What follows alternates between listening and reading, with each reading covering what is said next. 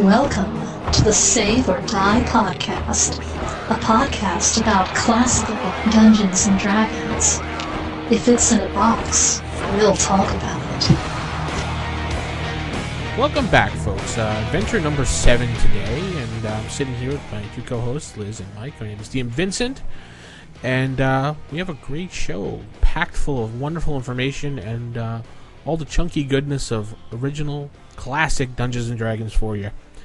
So let's head it over to Mike, and Mike, say hello to everybody so we know who you are. Word. Yeah. As you can tell, Mike has a lot of the street in him. Yes, and that lovely voice was Liz.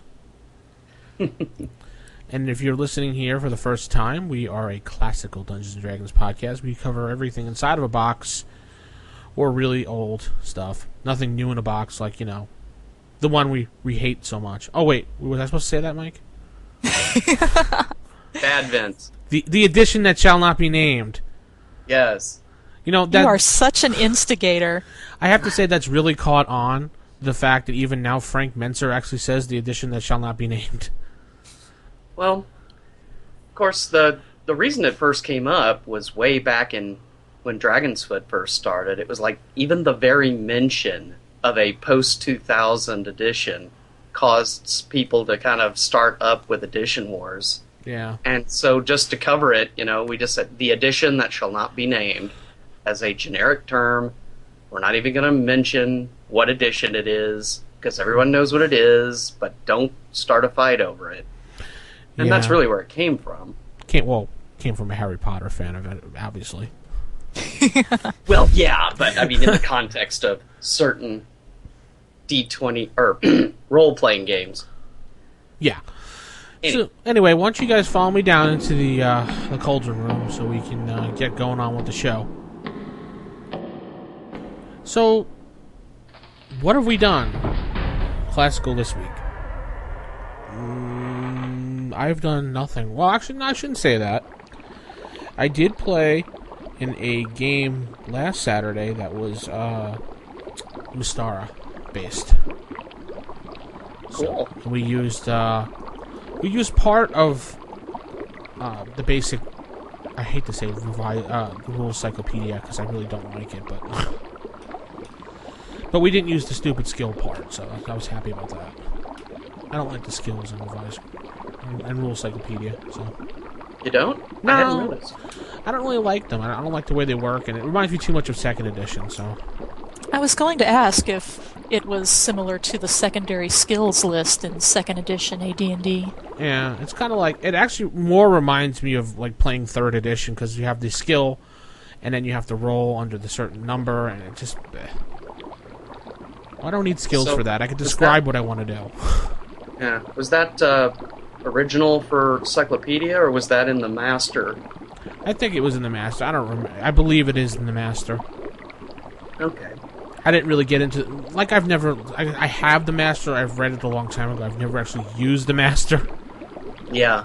I've heard that from a lot of people. But some people like it, so whatever. To each their own. So is that the game you ran at the con, or...? No, that con was a while ago. I ran a basic game at the con. Just regular, good old red Menser box. How did that go? It went alright. People enjoyed it. Cool. Little dungeon crawl. What about, what have you guys done classical lately? Well... I've done nothing.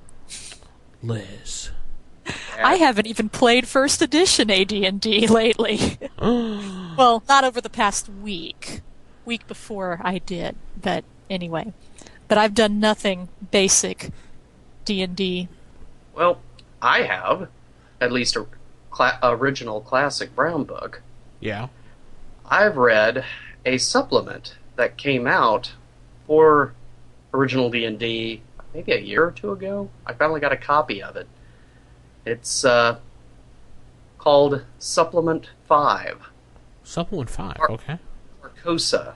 It's was created by a fan and put up for sale.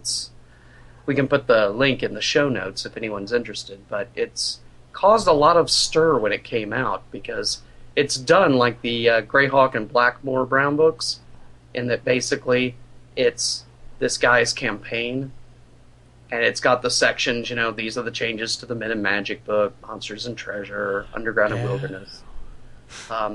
Only it's very, very Call of Cthulhu-ish. Cool. And it's got some weird fantasy in it too, weird tech and that sort of thing, but it's predominantly very dark, very Cthulhuoid. And some of the rituals in there caused a real stir because they are very,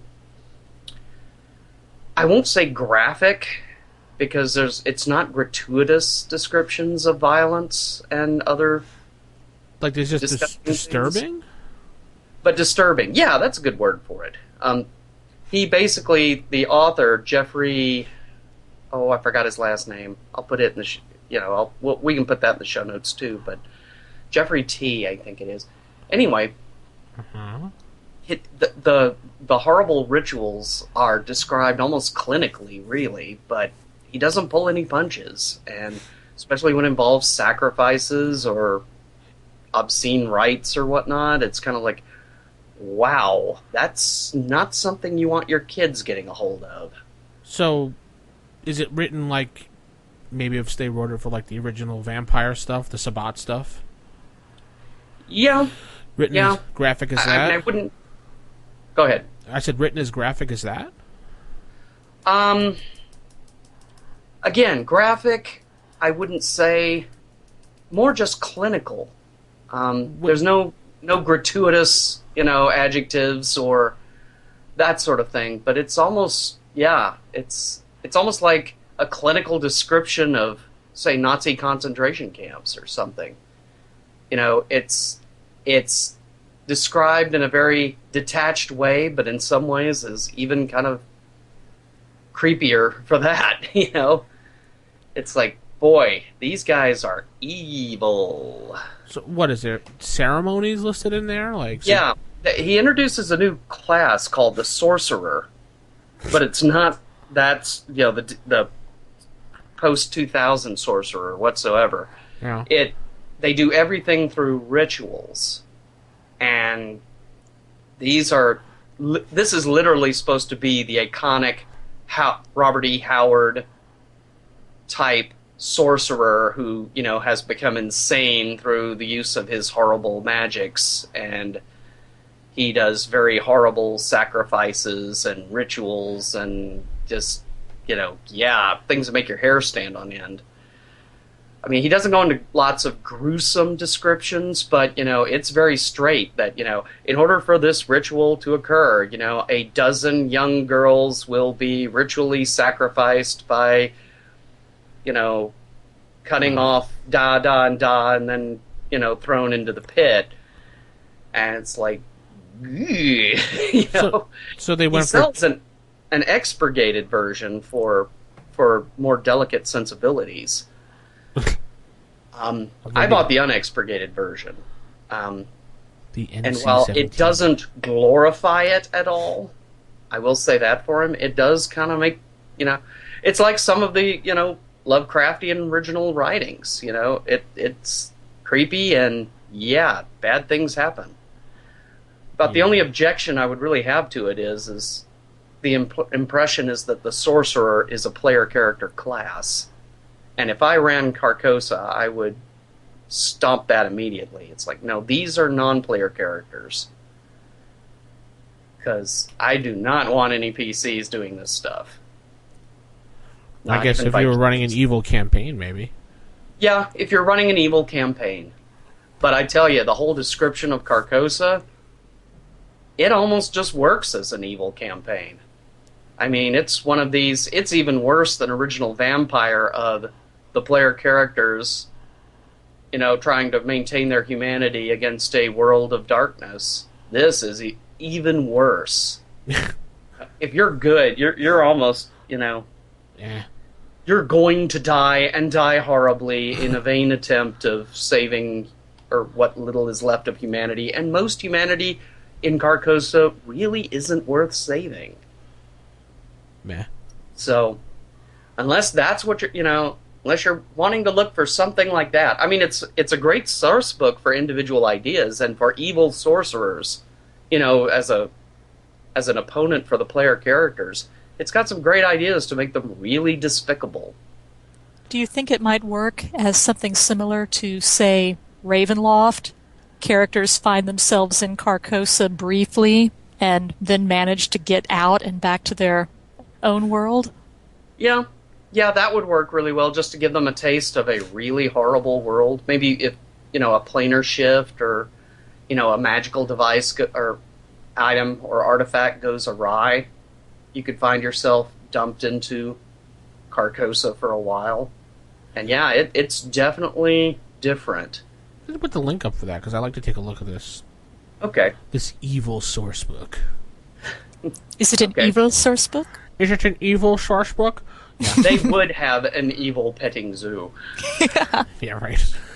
But it is interesting. I mean, I'm not, once you go in expecting that, and I did, it's got some really nifty ideas there. I would recommend it. Just, gird yourself for it. Or get the expurgated one. Yeah. So he pretty much went for shock value. Possibly, but I've read Jeffrey's posts on Dragon's Foot for several years, and I think he may have gone for shock value, but I think it's just as likely that he just felt like nobody's done a good dark Cthulhu. I have Cthulhu Dark Ages. This is more Cthulhu than Cthulhu Dark Ages was. Oh, I think he may have just done it thinking, nobody's done Lovecraft right, and he's going to do it correctly. By just horrifying everybody? I didn't know that. I don't think making it a very dark, disturbing world. I don't think he was into that. Huh? I don't think Lovecraft was out to do that. You don't think so? No, I don't think he was trying to do it like that. Yeah, he was horrify people, yes, but like in that manner, I don't think so. I don't know. I mean, he did a lot of vicarious descriptives. Of course, on the other hand, he was writing in the 1920s, so a lot of it was kind of implied, whereas I guess Jeffrey's book is explicit. So yeah, I would agree in that regard. Okay. So yeah, that's what I've been doing. Well, and recovering. Recovering, yeah, I probably would think so. I will say he not only sells a PDF, but he sells a 4-page. Along with it is another PDF of the book, 4-paged already, so you can just print it out and put it in a booklet form and staple it without having to do any extra work. And then put it with your other little brown books. Yay! So that's what I've done. Sounds wonderful. If I may add. Yeah. I don't know of anything new for the classic community, and I would, again, like to bring out a call to any listeners. If you know of any new modules, new supplements, anything coming out, please let us know. We'd like to talk about it on the show. Yes, products, supplements, right, anything. If you have a module that you made, let us know. We can review it. Or even just mention it, Just let us know it's out there, because we'd like to be a clearinghouse for that sort of information for the CD&D community. Word. Word up. Let's head into the Nope. Sorry. What? Nope, you're wrong. Look it up. I don't have to look it up. It's common knowledge. No!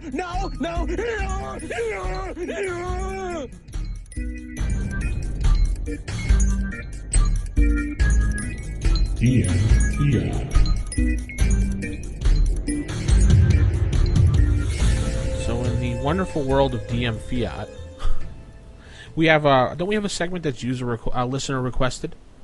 Mm-hmm. Variable weapon damage. Oh. And how it's been treated in various incarnations of classic D&D. Well, it's simple. It's a D6 for everything, and then the other books tell you differently. Okay, we're done with the segment. I hear the scream in the audience now. I'm just kidding. Creeps! So what was the original request for this? Do you remember, Mike? I don't exactly remember. Basically just how different versions handled it. Some, like Holmes, handled it by saying, Liz? They said Holmes pretty much said, they said Liz. yeah, he did. Wow. That's why I like the Holmes rules so much. Well, basically, Holmes says if you want to do variable damage rules, full combat tables are given in Advanced Dungeons and Dragons. And nothing more is said. He goes on to say that the tables are deliberately simplified. And, it'll take practice to get to where you're using those easily. But once that system is mastered, players can add whatever modifications they wish. Now, I'm assuming that's also with the agreement of the dungeon master. But, Yeah. again, one of the reasons I love Holmes so much, because throughout the book, he basically says, if you want to put in modifications that are not listed here, by all means, go for it. Whatever makes you and your players happy. Word So are on. all weapons D6? Everything is D6. That's the standard. No matter what you're using, does D6 damage. If you want to modify that, either go to the AD&D books or come up with your own modifications. Or grab Greyhawk supplement. Word. God, everyone's going to be using Word now. Well, I know in the Mulvey one it says, as Mike and I were discussing on an earlier adventure, it says all weapon damage does D6, but it does have a chart that has different weapon damage on one of the weapon pages. So it all depends. I guess it's just optional what you want to use. And original D&D, of course, everything was D6 until Greyhawk came out. And then, basically, most everything stayed D6s, but like daggers went to D4, certain pole arms went to D8, D10, swords went to D8, and in dealing with how the weapons were used, they basically limited it to, needs 3 foot of clearance on either side, 4 foot, whatever. Which, if you're in a 5 foot corridor, can be really kind of tough. I mean, but, in fact, pole arms, he pretty much says, aren't very useful in dungeons at all. Yeah. But, Let's see. In the Menser one, they have the variable weapon damage. I'm looking at it right now. They have the D4, D6, D8, and D10. does it give an option for D6s, or... I don't remember seeing... It just basically says variable weapon damage. I don't remember seeing that it says just D6. Hmm. It probably does, and I probably read over it really quickly, but... Yeah. Makes What about Read it 400 times. What? What about the room on sides, needing certain clearance, say, for a two-handed sword? It doesn't say anything about that on the chart. Oh, okay. Well, and again, in a basic game, with Classic, they're expecting you to try to go up to 36th level, but for a basic game, I imagine. On the other hand, I always thought it was kind of weird to put dragons in a basic first to third level, booklet, but we'll talk about that later. Yeah. So yeah, I mean, I've almost never unless I'm running Holmes straight, I don't like the D6 damage for all weapons personally. I know they did that easier for making everything easier in chainmail and probably the original. But Right, because nobody had polyhedron dice at the time. yeah, Yeah. I think the variable weapon damage adds a little bit more fun into the game. So everyone's D6, yay, I hit. Yeah. Yawn. Yay, 2 points of damage. Bueller, it's kind of like that, Yeah. Although that is something about Greyhawk and an original D&D I really kind of like is they almost never tell you the dice you use. They always say like 1 to 4 points of damage, 1 to 6 points of damage, 1 to 10 points of damage, and they assume that you're smart enough to realize, oh, that's a D4, a D6, D10. And what was it the deal about Dungeons & Dragons that the Dungeon Master was supposed to roll everything, players were never supposed to roll anything? I remember reading that with something that Gary originally had said that's how it was supposed to be. I don't know if it was advanced or classic, but That the Dungeon Master was supposed to roll everything. Now, what's the point of playing then? Well, the idea was, and I think, all kudos to Gary and Dave, but the whole theory was that players weren't really supposed to know the rules, or at least not very much. The DM was the one that knew the rules. Yeah. And the idea was that gets rid of rules lawyers. And I can see the intent, but it was really unrealistic, especially from the very beginning. It's a lot of work for the DM. Well, it assumes that the DM is always going to DM and never going to play, and all the players are going to just play and never be DMs. And I don't know about you, but in my early gaming groups, that never happened. No. Everybody ran a game one time or another. Oh, I always enjoyed where in the books they would have that little section. Okay, players, don't read this part. And of course, no one ever did. Oh, I can't read these last 10 pages. These are for DMs only. I won't look. Yeah, I know. If you're a player. FBI warning on the front of videotapes. Don't copy this videotape. Oh, you know the one thing good about that is that in this podcast we don't have to explain what a videotape is because every grognard knows what a videotape is. Good point. Good point. I love the kids of and today. And we never did copy it either, did we? Of course That's not. right. No, never. Never. Like the kids today don't even know what a VHS is now. Ouch. Ow. What's a VCR? Well, Yeah. Yeah. Ouch. Now that I feel, 100 years older. Hey, we were watching a VHS tape just last night. Wow, Yes, you still have a VCR? We do. We have 3 VCRs still. In fact, we've got a DVD VCR combo that we got specifically to take our home movies and convert to DVD. Which we haven't done all of them yet. We've only had it, 3 years? Well, we've at least done some. Yeah, Especially some of the older tapes that looked like they were getting to be in pretty bad shape. Lovely Actually, stretch. mostly what I did using it was I used to tape the Doctor Who episodes when our local PBS station ran them back in the mid-'80s. And a lot of those tapes, the sound quality was getting really bad on them because they were so old. And I made copies over to the... Yeah, but anyway. Yes, we took another opportunity to make a Doctor Who reference. Sorry. Adventure number 7, why Doctor Who appears yet again in this episode.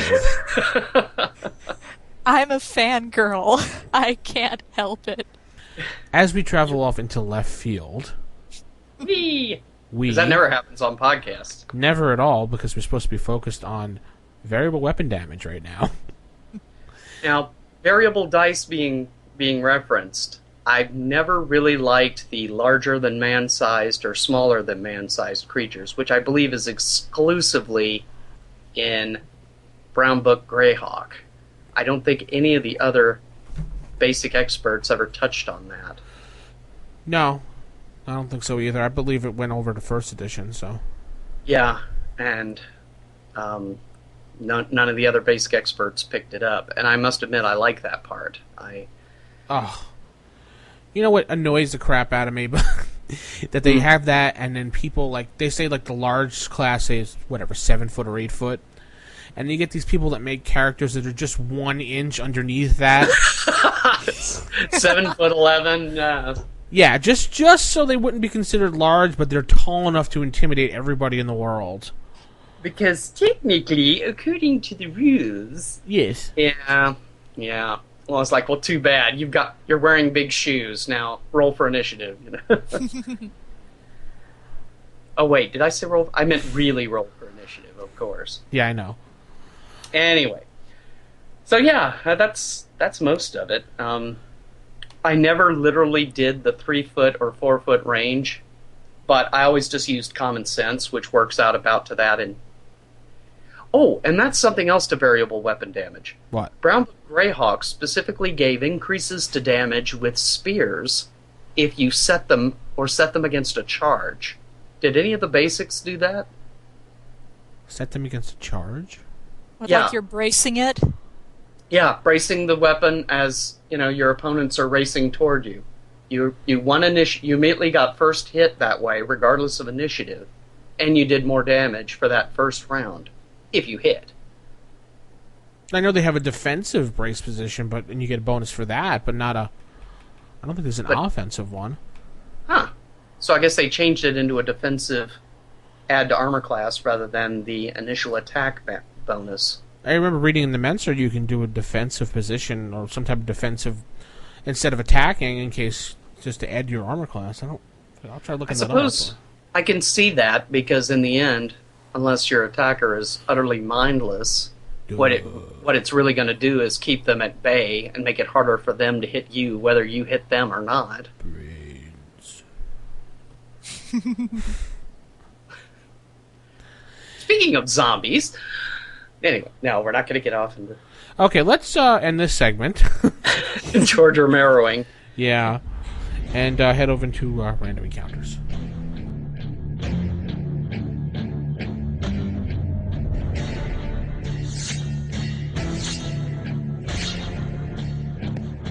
Random encounters.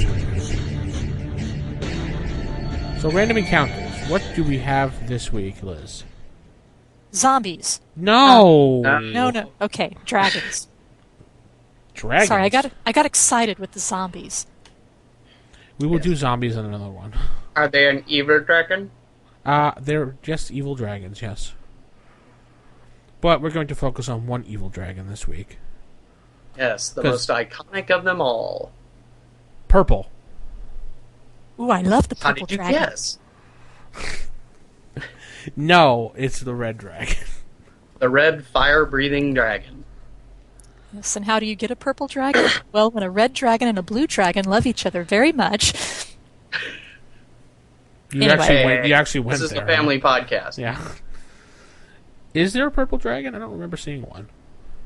I don't think there is, but there might be in some of the newer editions. I don't know. Actually, I can't remember if it was a very old dragon or an early white dwarf, but they had a purple dragons. They did like an article on crossbreed dragons, and they had purple dragons, orange dragons, yellow dragons, as opposed to gold dragons. I know the edition that shall not be named.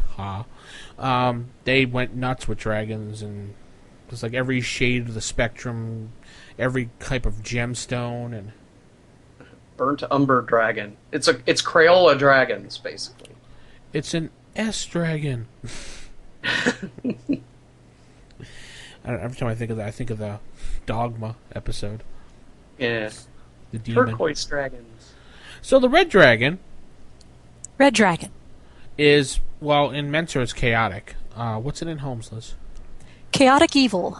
All right. And they actually they have a really good armor class, -1 in Menser. What do they got in Holmes? All dragons have the same armor class in Holmes. They are AC2, Really? and their movements are considered the same. Hit dice are variable, but for the most part, your Holmes dragon is pretty homogeneous as far as AC, the damage they're going to do, etc., etc. And I think actually that's an interesting point. You've got a basic edition of the game where you're supposed to have levels 1 to 3, and you have dragons, which, unless it's the really youngest, weakest, are going to eat a party's lunch. And I don't know how I feel about that. On the one hand, it's like, well, I like the idea because it teaches people early. You need to discover the player skill of running away. True. That was the whole point of them. On the other hand, I believe Holmes gives rules for subduing dragons. So does Menser. A party of 3rd levels subduing a dragon, unless it's like an arthritic white dragon or something. Why are you going to do that? To subdue a dragon, all attacks must be with the flat of the sword. Yeah, but I mean, how many third levels are you going to have in your party in order to take down a dragon? 75. Probably. You sound as though you know this from experience. Nah, I just kind of guessed. Yes, it takes 75. We have discovered this. He just rolled random percentile dice. Yeah, pretty much. So, I don't know. I'm torn on the idea of dragons. But I believe, on the other hand, I guess you can't have a Dungeons and Dragons game without at least sticking dragons in there. Well, I will say, Holmes, in the very first paragraph, comes out and says, large old dragons are far too formidable for low-level characters to combat, and even young ones are exceedingly dangerous opponents. So, they're covered, but it sounds as though Holmes is trying to kind of hint at the prospective DM, don't go nuts using dragons in your campaigns because they're really too much for your low-level players. Yeah. Well, red dragons might be good for roleplay aspect of the game. Yeah. And they have a 50% chance of talking, so I would think the older the dragon, I would up the percentage, even though it says 50%. I would up it more. So if it's, say, like it's an ancient one, It's going to talk. It's going to talk. And chances of sleeping is probably really better than what they list in the book of 10%. And Now, it may not deign to talk to the PCs, but it can talk. Yeah, but they said they speak Common and Dragon, so while the Red Dragon's according to the basic book here, Menser, is the second most powerful dragon they have. The most powerful being the gold, apparently. Yeah. So I would use the Red Dragon as maybe like a roleplay aspect. I mean, that's why they have it in there, so you can scare your players, like you said. Mm-hmm. Teach them to run away when they're getting too nosy. Yes, except for those people who read The Hobbit and think, oh, well, we just get one good shot on him. No. Yeah. I would use it as a roleplay thing. Maybe have the characters run inside. Maybe they have to go to a red dragon lair and they have to recover an artifact from in there and maybe convince the dragon to give it to him. I don't know how, but it's a red dragon. Yeah. He's not likely to really say, sure, go ahead and take it, and then you can leave. Yeah. Maybe And of course, they have to go in there and convince the dragon something, then they owe the dragon a favor. true. Yeah. Or the dragon would say, I'll give you this artifact that you're looking for, but first you have to go and do something for me and bring me back this thing. And once you do, I'll give you fill in the blank. Yeah, when I first ran that first Holmes Basic game at the North Texas RPG Con a couple of years ago, the module I used was Judges Guild's The Dragon Crown, which basically dealt with a red dragon who the party stumbles upon, unfortunately, and one of his treasured pieces of jewelry, the dragon crown, had been stolen by a bunch of kobolds. And of course, he can't go in after the kobolds in kobold-sized tunnels, so basically he offers the party like a pick of one item from his hoard if they'll go in and get his crown back. Oh, I see. Cool. So that was a way of using it.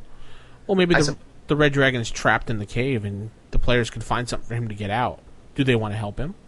True. Do they or do they not? Or because on the other hand, he's got a huge hoard. On the third hand, he's chaotic evils, or chaotic at least, so do you trust him? On the fourth hand, you can just go, and eat them. Very true. How many hands are we going here? I got 4 so far.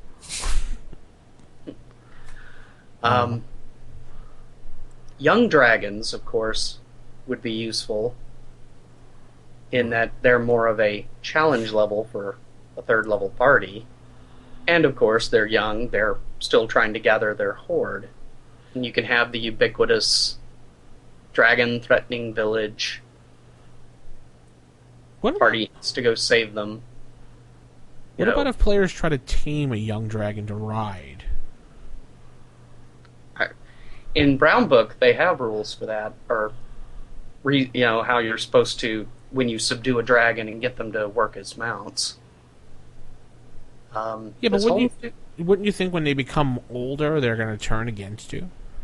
Yeah, there were rules. If any circumstance that has a chance for them to either escape or attack, the DM is constantly rolling dice. Why would you want a mount that's going to constantly try to attack you? Because it's cool. Okay, butthead. That was like a Beavis and Butthead answer, dude. Actually, what was that from? That was from Invader Zim, wasn't it? Probably. When that race, a race destroys itself to turn its whole planet into a giant weapon. And they're going, why did you wipe out your whole race just to create this planet into a huge weapon? Because it's cool. But anyway. Yeah, let's not get off into a tangent, because maybe Doctor Who will come back again. Yes, and Vince doesn't want that for sure. So how would Doctor Who go up against a dragon? Anyway.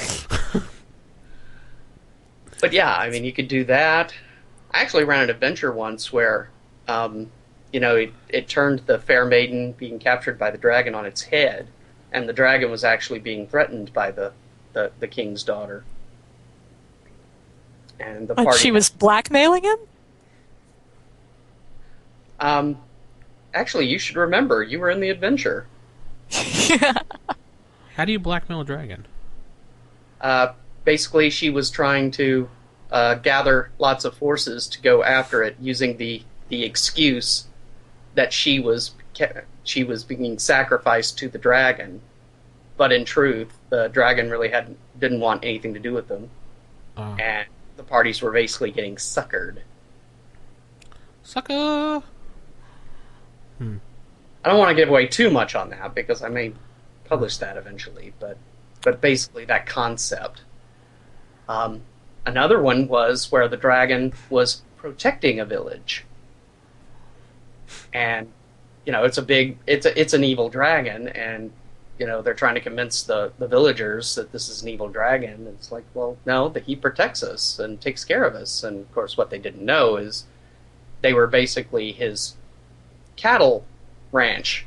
Of course he was protecting them. He was waiting until, they got nice and big and increased in numbers so that he could start munching down. Anyway, that's a couple of uses I've had. I remember I just reconnected with a friend of mine from way back in the past who was in the Great Joe DM group. Oh. Yeah, there we go. Yes. And he had the coolest name in the world. His last name was Dragon. I used to always be like, "Oh, your name is perfect," because his name actually was D&D. Because his last name was really Dragon. Yeah, his last name was really Dragon. His first name was Daniel, and his middle name was something like Nathaniel or something. So he was D&D, his name. D&D. I don't know if his parents were... I think his parents were players, because he had a lot of old modules and everything, and we were only little kids, so... Well, I've known people, for real, that has named their son Raistlin, and others that named their daughter Mara Jade, after some Star Wars stuff. Well, if you go into, what is it? The directory online to look up people, and you type in Skywalker, you will find Skywalkers and people in California with the name. And they actually have under the name, like, Jedi Master.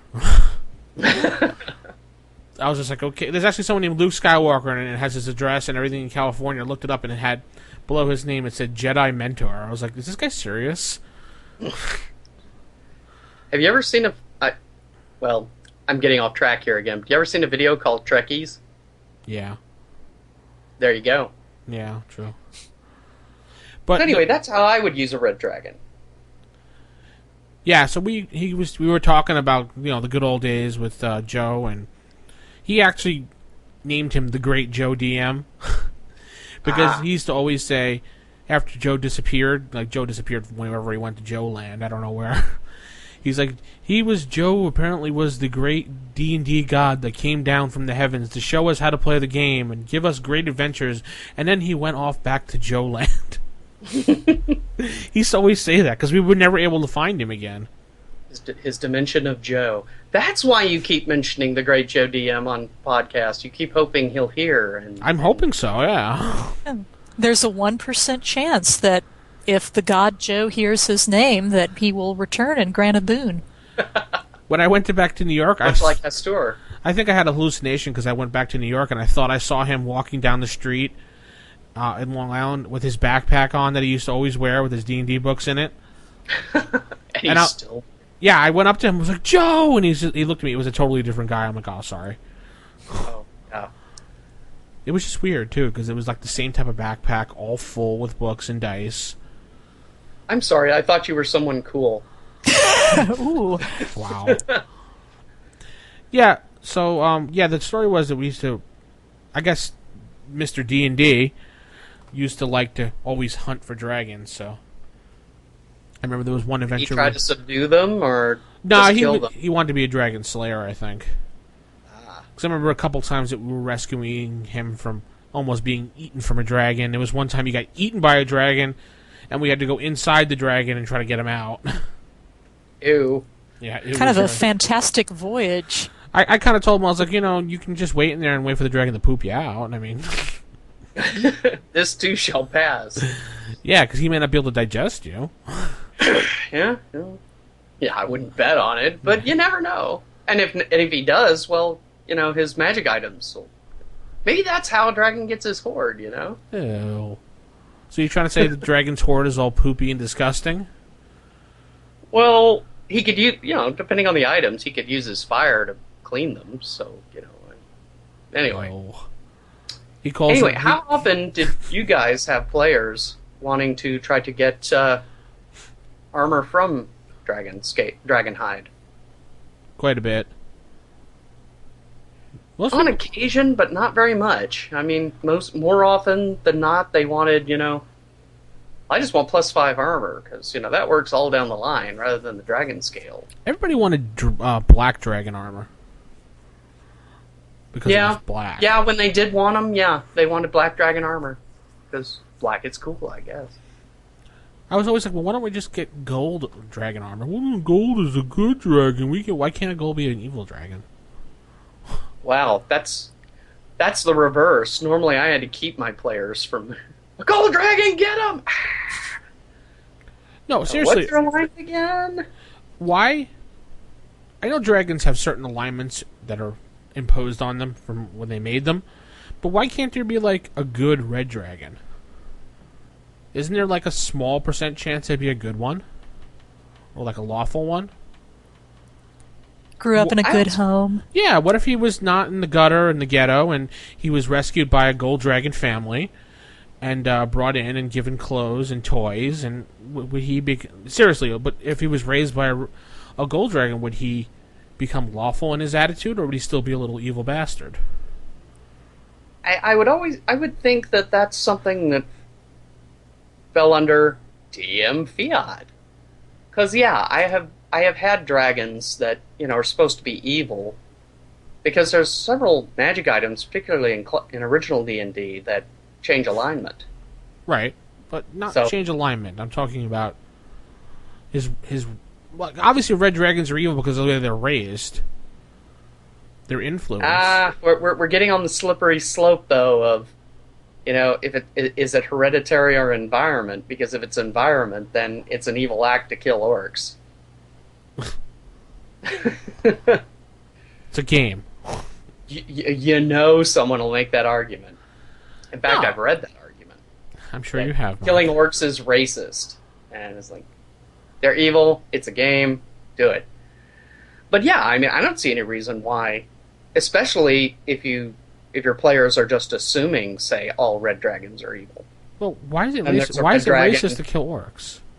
Huh? Why is it racist to kill orcs? Because you're assuming that because a culture, namely orc culture, is evil, every orc has to be killed. Ergo, you are being racist. You are judging a group on their race and not as individuals. Oh, screw the political correct shit. It's a Hey, I'm not friggin' saying I agree with it, because I game. don't, but so, at least in context of D&D, in real life's a whole different kettle of fish. But yeah, I mean, that's getting a bit too real in the game. It's That's they're like saying orcs, they're evil, kill them and get on with your life. that's like saying Oriental Adventures in First Edition is racist. Yeah, I mean, pretty much. It's like, oh, come on. Oriental is a well-known, very well-used reference. Orient, or I mean, for that, you might as well say calling people Western. As far as from a Western country, is racist. Well, back when that book was designed, I think Oriental was actually an acceptable term to call people. I would argue it's even still well, I don't know about calling individuals, but certainly calling a culture is Oriental culture. You find that today. You know I mean, what? I bet if you said that to someone, they'd probably try to sue you. Well, if you were famous, but we're not, so. Yeah. Like, good luck. Like if a guy on the news said, "And this Oriental man," they'd probably sue the newscast. Probably. But you can sue anyone for anything in America. My God, you picked your nose. I'm suing you. Yeah, I'm suing you. Yeah. You caused me grievous mental injury. So evil dragons. Evil dragon. So can the dragons sue us because we assume that they're evil and maybe they're not, and we might hurt their feelings? Possibly. Depends on Well, how I suspect- intelligent they are. Yeah. Would we have to Well, go I to suspect they would just eat us. would we have to go to dragon court or human court? The Council of Worms. Oh, bad one. Which I have a copy of, but I've never actually read. Yeah. I But, think we played out dragons. What do you guys think? Yeah, all I would say is, if I were playing with dragon alignment, I'm not sure I would have good, say, red dragons. I might have neutral ones. But, if you want to have an adventure where there are good red dragons, why not? I mean, we're dealing with a game with magic and elves and dragons in it, but, well, they can't be good. That's kind of silly. Well, that's also player information too. True. If you're having a And first it's always level, a good thing to put player information on its head. yeah, I mean, if you have first level characters and they run into a red dragon, they're going to be like, you're automatically going to be scared of it. Oh my God, it's a big giant dragon. All the history I've heard, but they're not going to see a dragon and say, "Oh, that's red." So if I remember from the chart, that means it's evil. Yeah. So quick, let's get some cold weapon on it. Yeah. Bob, use your frost brand. Or like if they meet a gold dragon, they're probably going to immediately be scared of a gold dragon. Yeah. I mean, But then conversely, that gets into the, party runs into skeletons for the first time. You'd think that'd be horrifying, but instead they go, skeletons, yawn, get them. well, yeah. What are you going to do? What are you going to do? Yeah. All right. Players. Liz, you have any comments about the dragon? No, I think you guys pretty much covered it all. All right. We're hogging the segment from Liz. That's right. Segment hoggers. Well, don't worry. We'll make up for it in the next segment because it's going to be all Liz, and we'll just sit back and relax. And We're no being one will download that episode if you do that. I doubt that. Yeah, I doubt that is right. But let's head into our Yeah. next segment. These Dungeons and Dragons game, products of your imagination. So go ahead, Liz. What's our next segment? Our next segment is Products of Your Imagination, and we are reviewing a lovely module by R.C. Pinnell, otherwise known as Thorkhammer, and his adventure is written specifically to be used with the basic Holmes or Moldvay set. You're right, Liz. You kind of got really excited there for a minute. So are we being segmentists? Oh, I think you are. Oh, yeah. Could be. Like- Anyway. Module. yeah, The module. Pearl of Pirates Cove. Arr! Yar. Our mateys. Isn't it Talk Matey. Like Pirate Day or something soon? Or was- Pirate Day has passed. oh, Sunday. wasn't it? September 19th. So mark your calendars for next year. Talk Like a Pirate Day. Get ready. They've got a website. they do? They do. Talk Like a Pirate Day. Google it. They have their own website. Yeah, okay. That's really weird. So, yar, this module be good, I say, you know. The one thing I like about this module, mateys, is that I like the cover. I know that was That's short. it? No, I really like the cover, like the drawing. The artwork on the front cover is really cool looking. It really looks... It is. Really a classic style. I like the woman standing on the ship, the guy rowing, like the tentacle of like the creature coming out of the water, almost coming to get them, as if they don't notice it's there. It's very Judges Guild sort of iconic look. Yeah. I must say I agree. It's a really cool cover. Are those like holes in the cave, or is that just shading? I think they're holes. Ooh, what could be lurking in those holes? We don't know. Buy the module and find out. No. So, what this module kind of reminds me of, what was that, B1? How Yeah. Yeah, it kind of reminds me of that, not because of the story, because of the fact that there's a lot of write-in stuff and a lot of random rolls.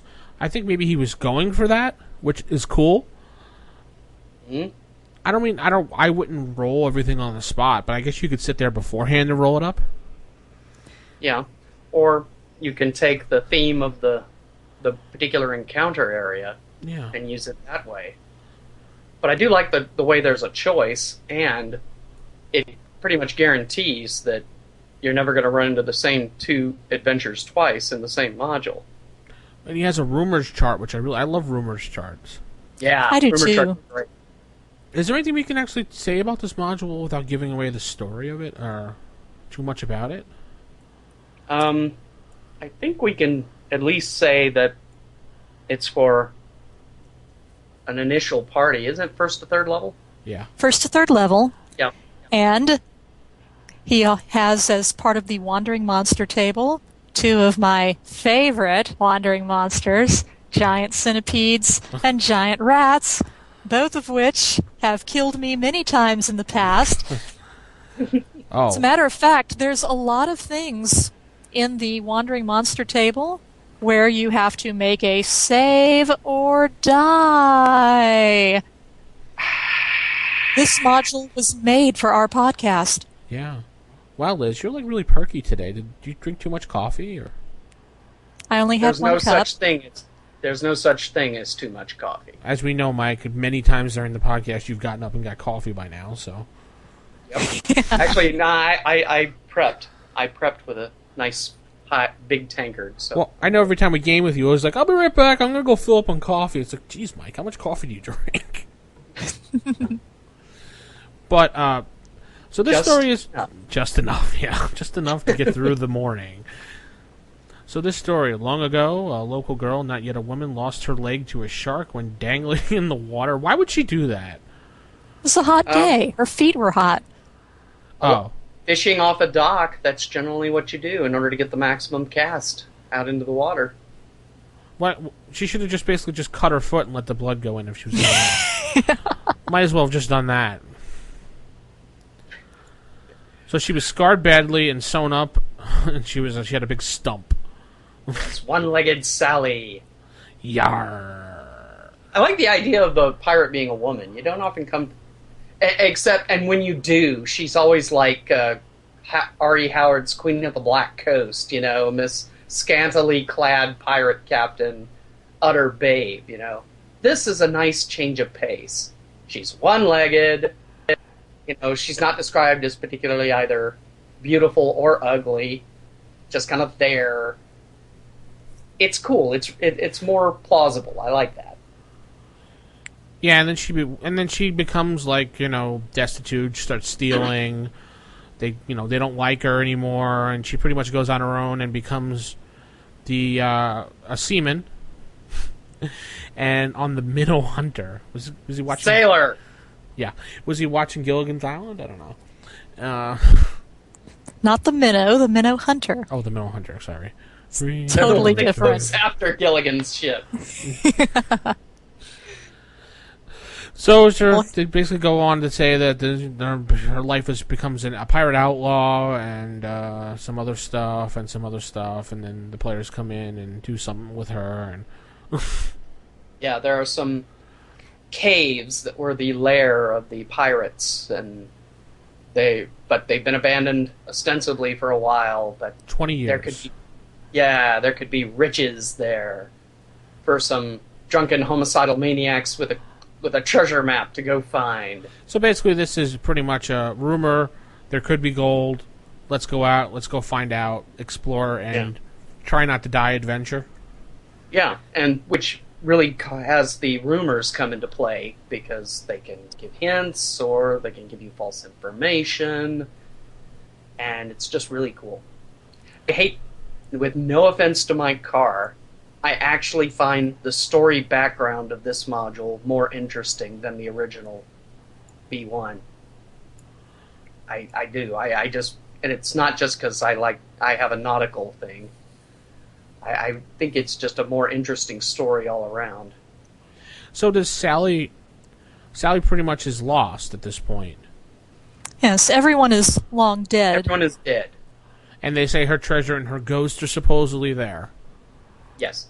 According to the rumor charts, I'm looking at some of the rumors here, and they say that Sally's ghost and that of her crew haunt the caves to this day. Yeah.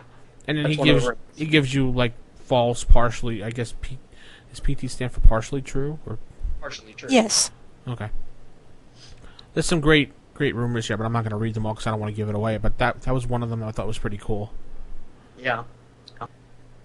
So, since you can put your own stuff in the encounter areas, you could take some of those rumors that are listed as false and you could make them true. Yeah, that's especially true. If you have a player with a different character who may have run this adventure or may have been in this adventure with someone else. You can change things up so that some of the stuff that they believe to be false from their last time, well, now they're true. I have to say that it is really laid out pretty well. There's a picture of a pirate going in holding two swords. Looks like he's constipated, but other than that, it's pretty cool. He does. He looks like he's constipated. He's a scurvy dog. Yeah, and they have a picture of Sally, which I assume that is Sally, that picture. Right? Yeah, peg leg. A peg leg? Yeah, she has a peg leg, and she's holding something. And almost certainly her. And the best part about modules like this is if you just make up you say the wandering, encounter tables from some of the basic books for higher levels, you can just use those to plug in and make this module for a higher level party. Yeah, true. I don't know if the hook is big enough for a higher level party though, I guess. Do you think? It would depend on what was part of the treasure. One of the rumors could be that there was a really powerful magical item that was rumored to have been taken by the pirates. Yeah, I guess and that could draw them in. You could probably much adjust it to what you need. I'm trying to get over to the map area because I'm not going to lie, I wasn't impressed with the map. I rather like the maps. You think so? Well, again, to me, they had that very old-school look to them. Some of the first modules that came out. So, I liked them. I want to say one of my favorite treasure and location points is the Cave of Amorous Activity. That's just the best. The description is quite discreet. Wow. I think he doesn't get into, which is surprising for Thorkhammer's reputation, actually. But it's a room that totally on its own you can just describe as a cave where men and women got together and talked. It's kind of a club, or anyway. Meh. Read French to each other. Meh. The maps are just meh to me. They don't. I don't know. It kind of like the module looks really professional and awesome, and then when you get to the maps, it just I don't know. Meh. What is it? Is it anything in particular, or is it just the whole appearance? It looks like brother drew it for me. I don't mean to insult the artist who did it. It just looks like my little brother drew me a map. Now, is that a player's map or a DM's map? I think they're supposed to be DM's maps. Okay, so there's no like separate player's maps, because No. sometimes you do those lame when I give them a player's map, and it's like, hey, this is kind of crappy. Like, you're dealing with medieval cartography here, you know? That's... Like, it doesn't look like this was you. Like, you know how the modules look like someone drew it in a program, or someone took the time to smooth things out? It just kind of looks like someone really hand drew all this stuff. Which I suppose is rather old school. I don't know. Is it graphed? I didn't look. Yeah, it has the graph paper in the background. Okay. It just doesn't look... I don't know, there's something off on it. I know Liz likes it, but, you know, that's Liz, so... It's too old school. Yeah, that's Liz. That's Liz, so... Yeah. Who cares what she thinks? She doesn't know anything. There's just something off about the map, and it just... I don't know, it takes away from the adventure, and I know the people are going to be like, what's the matter with it? It's old school. Well, Hi, my name is Lola. This is an old school map, and I'm... Oh, shut up. Down, boy. Yeah, I know. Because I'm sure we're going to get Well, like it's a review, 12 and emails. Reviews are a matter of opinion in the end. We could get 12 emails.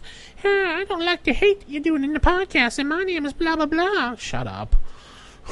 You are doing this on purpose to get emails. I am not. I have figured you out. You have not figured anything out. I disbelieve. Yeah, anyway. I'd like to take this moment to neither confirm nor deny the accusations placed against me. I will take that under consideration. Yes. I have no idea what you're talking about, Senator. All right. This time, Senator. Yes. Anyway. So, end of discussion. Yeah, we can't go much further into it without giving stuff away. No, it's actually really cool. It's really cool written. It has a really, like, a good lore, and I like how he at the end is the secret of the Pirate's Cove, and he goes into detail about it. It was really written really well. I have to give it a double thumbs up for that, but a double dragon paw up for that. And there's a cool homage to a certain action-adventure movie, which I will not name. But if you get the module and go through it, you'll know what I mean when you get there. Yes, and your players will the moment things start happening. Mm-hmm. It's I like that salute, which is also a very old school thing. So to stick obscure references like that in. Summing it all up, giving it our usual dragon ratings. As normal, we start with Mike. Ooh. Wow, dead silence from Mike. Yeah, I'm thinking. I'll say 4.5. 4.5. Wow, big ratings for Mike. I really liked this adventure. This is really cool. Okay, let me make it a 4, because there were a couple of very minor quibbles I had with some of the accoutrements found in some of the caves, but right. It's a very, very strong 4 out of 5. I really liked it. I fully intend to use it sometime. Okay, cool. Over to Lizzie Borden. I'll give it 5 dragons. Wow. Because I thought this module rocked, and he has Thools as part of the other wandering monster tables at the end of the book that you can use. That's right. I'll kick it up to 4.5. That's right. Just That for patterns of 0.5 just for Thools. I'm going to have to agree with you guys, go with a 4.5. I would rate it a 5, but the map thing bothered me too much. I mean, it's a great map, but I don't know. I don't know. It just doesn't work for you. It doesn't work for me. I would think, after seeing the artwork that they put through that and the style of the module, they would have... I don't know. I'm sure the artist is going to call me. Hi, my name is the artist, and I want to say that. I'm sure we're going to get some of that, so... Whatever. Almost certainly at this point. Yeah, especially with me doing the voice. Anyway, overall rating is 4.5 as we just lost about 1,000 listeners there. Hey, I gave it a 5. That should make it an overall 4.7 or something. That's true. I think, yeah, that would make it a 4.75. Yeah. The highest rated module we've had so far. So far. Hi, I'm Which the is- module. I'm 4.7. And it's the last new module. We'll probably be doing classic modules again for a while. Yeah, unless someone comes up with something for us to review, which we haven't had anything on the docket. Yeah, so we may start going back to some of the classic ones for a while. Yeah. And it has been requested that we do that, so... Yeah, actually, I believe there was an email that said that, Mike. Right? Or compliment him on his lovely falsetto voice. Yeah. Hi, my name is Liz. Compliment my voice. And you could It write. sounds so much like me. Yeah, it does, doesn't it? It's uncanny. Save or Die Podcast. He's a little too good at that. Yeah. Save or Die Podcast at gmail.com or visit us at saveordie.info. There's a contact form there, so you can anonymously write us and just yell at me. Until next time, I don't know. What's the catchphrase? Run while you still can.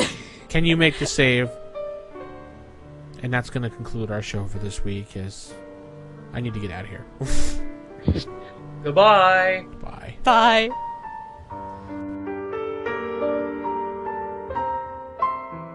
If you have any comments, please email saveordiepodcast at gmail.com or visit Save or Die at saveordie.info. Follow the cast on Facebook /Save or Die Podcast or follow them on Twitter at The Evil DM.